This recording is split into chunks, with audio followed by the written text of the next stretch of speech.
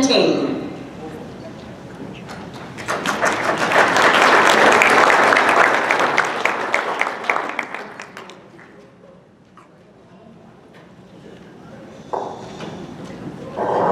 Good evening. Congratulations to the new Hall of Fame members. Welcome to the family. Congratulations to the All-City team. It's nice to see all the Hall of Fame members here. I believe it's a great honor to be part of this great group of people. I would like to also congratulate Clark and Carl Pulser for winning the USBC doubles this year.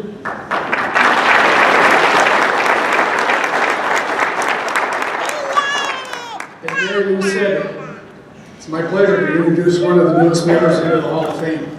It's Darron Hansen. When he called me, asking me to do this, I asked him why he wanted me.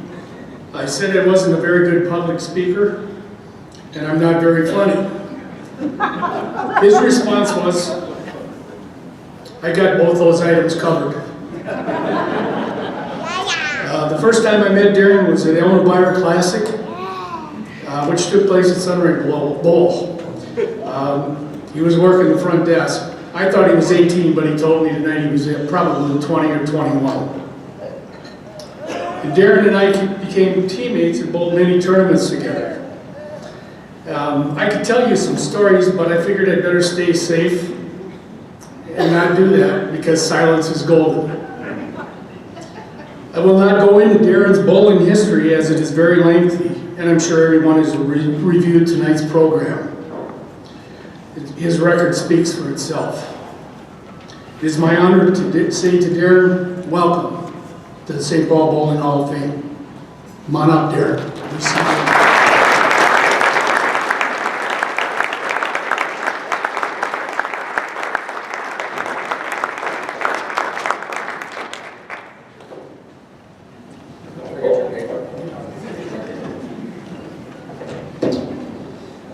I would like to start by thanking my longtime friend and teammate and former insurance agent, so Clark, I'll be talking to you maybe later. He has been one of the many St. Paul bowlers that I looked up to and respected throughout my career. I would like to thank the Hall of Fame and its members for bestowing the honor to be up at this podium this evening. I also want to say thank you to my parents for hauling me around all those years as a junior bowler, which I am now starting to do with my son. To my wife for supporting me and letting me continue my passion for this game all around the state and the country, no matter how much stress it put into our lives. And to all those that I've called a teammate, for without them, I would not be able to stand here this evening. And lastly, to my one true coach that I still think about today, and miss very much, Jerry Ernster. I'd like to offer my congratulations to my fellow inductees on their well-deserved recognition of their accomplishments and achievements. It is now very humbling to be mentioned in the same breath with the great St. Paul players, Norm Abrams, Rod Toft, Eddie Marin, Leo Mann, Denny and Terry Schott, Rich Moore and Al Loth, and all of the others. I mean, I could stand here for another 2 hours like Rich Anderson's 2001 Hall of Fame speech, but we all know we don't want to go through that again. Only 30 minutes there. Come on. I remember being able to go and watch all the big boys as a junior bowler, trying to learn, read about their accomplishments, and would hope that one day I could earn their respect as a competitor once I joined their ranks. This evening, I can say that I have. At the age of 13, my father would take me to Saxon Lanes to watch the straightaway league. You know, them scratch leagues, that's the term that they used all them years ago. And I would ask Mr. Corbett if I could keep score for his team. He always said yes, and he and his teammates, Terry Schroeder, Jim Johnson, Brad Subak, Chuck Vashaw, Chris Harrison, never made me feel as if I was being an annoying little kid down in the sacred settee area. They would joke around with me a little bit, all while still cheering each other on.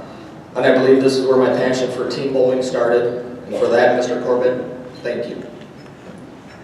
As I grew older, began competing more and more within the junior ranks, I wanted to learn more about the history of the game.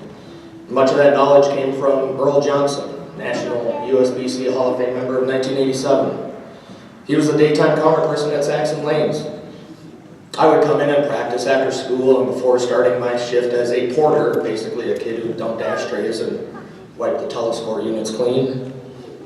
He would give me tips and tricks while I was practicing, but our conversation would always end with stories of his travels around the country and while competing with various high-profile teams of the 50s and 60s, and his tours, his time on the PBA Tour, of which he was a charter member.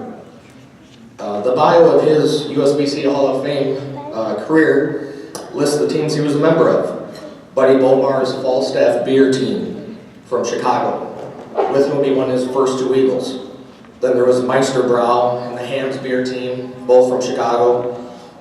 He then made his way to Minneapolis to join the Twin Cities Skippers for the National Bowling League. I always believed that he was fonder of the team aspect of the good old days. These stories added another level to the history of team bowling and a greater appreciation of competing with and against successful teams. I could talk about my time of bowling with the U of M college club team and all the various tournament teams I bowled with. But as you can see in my bio, all of my association titles are team event based. To me, I've always felt the greatest joy being able to celebrate and win with others, my teammates, and my friends. If I have a chance to throw a strike to win a title in a singles tournament and I get the job done, I get to celebrate with myself. And to be honest, you look really weird if you high-five yourself. If I have that same scenario for a team title, I get to celebrate with a group of friends. And there is never a need to high-five yourself in that scenario. Same goes if I fail. I can take losing a singles title because I have no one to blame but myself. But when I fail the team, it truly tears me apart in that moment, knowing that I took something away from 4 other teammates.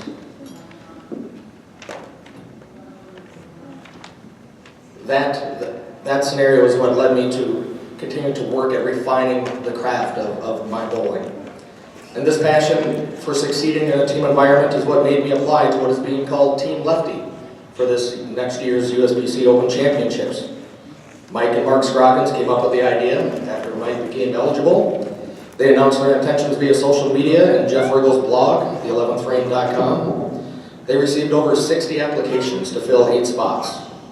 When I was notified that I was selected, to say that I was honored is an understatement.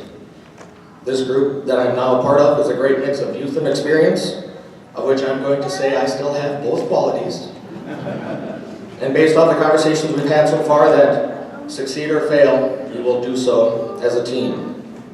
For me, for what I was taught about this game as a young boy and man, for the memories that bowling has given me, and that make me smile the most, those begin with people I can all call my teammates. Thank you.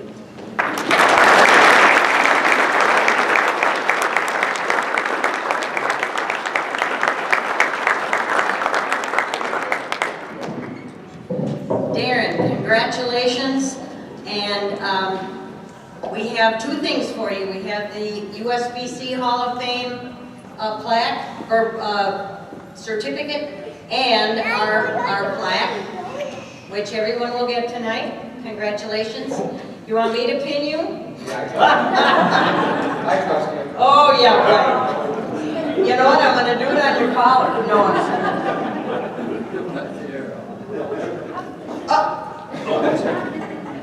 There's not much, but there you go.